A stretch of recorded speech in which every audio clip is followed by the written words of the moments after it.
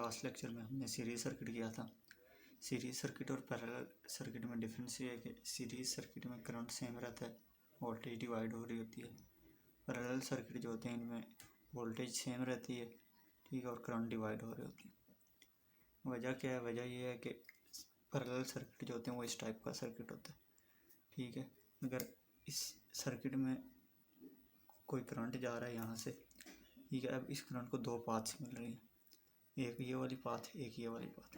Current आधा ये आएगा, आधा यहाँ से होता हुआ ऐसे आएगा, ठीक है। दो पाथ पे करंट डिवाइड हो रहा है।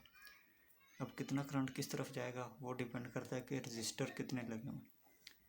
जिस पाथ पे रजिस्टर ज़्यादा लगा होगा उस पाथ पे कम करंट जाएगा, और जिस पे कम लगा होगा उस पे ज़्यादा जाएगा। और वोल्टेज सेम क्यों रहती है? वोल्टेज सेम इसलिए रहती है कि वोल्टेज का ये टर्मिनल ये कनेक्ट है और ये कनेक्ट है, ठीक है। अगर हम इसी सर्किट को दोबारा ड्रा करें उससे ज़्यादा आसानी होगी कॉन्सेप्ट समझने में। कि इस रजिस्टर को अगर हम इस तरह ड्रा करें, ये रजिस्टर है,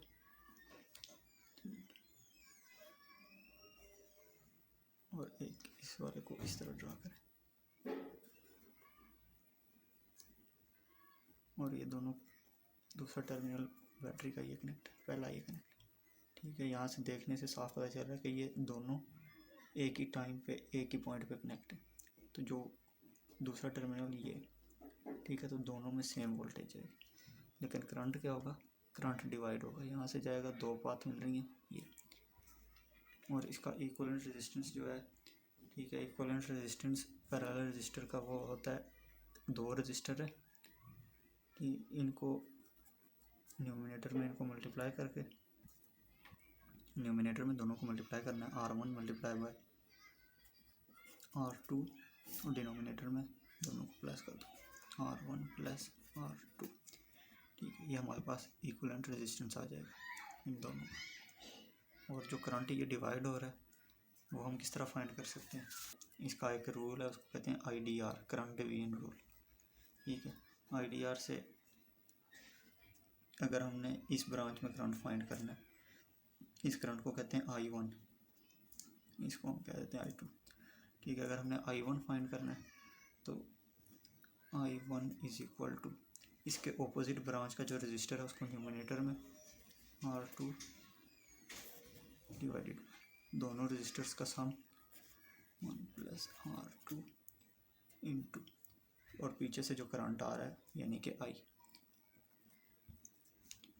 ये I1 का करंट फाइंड होगा। अगर I2 का फाइंड करना है, न्यूमिनेटर में ऑपोजिट ब्रांच का रजिस्टर,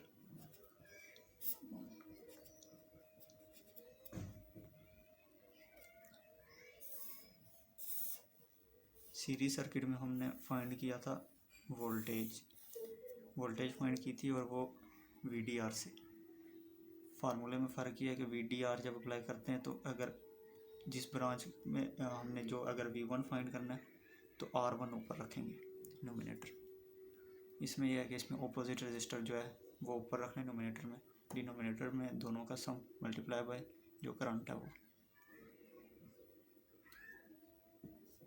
एक एग्जांपल इसकी देखते हैं।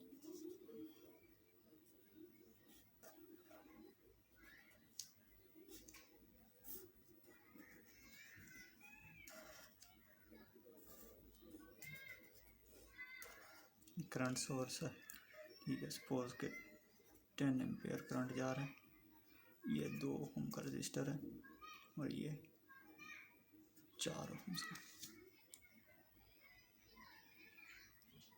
अब करंट हमने जो डिवाइड हुआ है वो फाइंड करना है। वैसे रजिस्टर्स देखने से ही पता चल रहा है कि ये रजिस्टर छोटा रजिस्टर है, ये बड़ा रजिस्टर लगा हुआ। जो करंट इस ब्रांच में आएगा वो ज़्यादा होगा इस ब्रांच से, ये I1 होगा, ये I2 होगा। I1 फाइंड करते हैं is equal to opposite branch का रजिस्टर 4, दोनों का सम 6 इंटू 10, यह हो जाएगा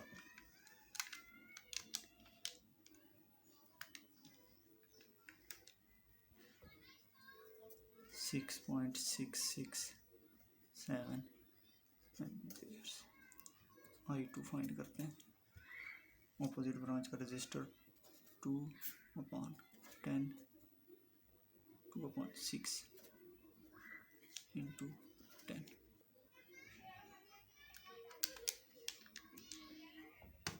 यह आ गया 3.33 एम्पेयर्स। ठीक, यानी कि 10 एम्पेयर करंट आ रहा था, जिसमें से 6.6 एम्पेयर इस ब्रांच में आया, बाकी 3.3 एम्पेयर इस ब्रांच में। ये रजिस्टर बड़ा था तो इस ब्रांच में कम रेजिस्टेंस आया।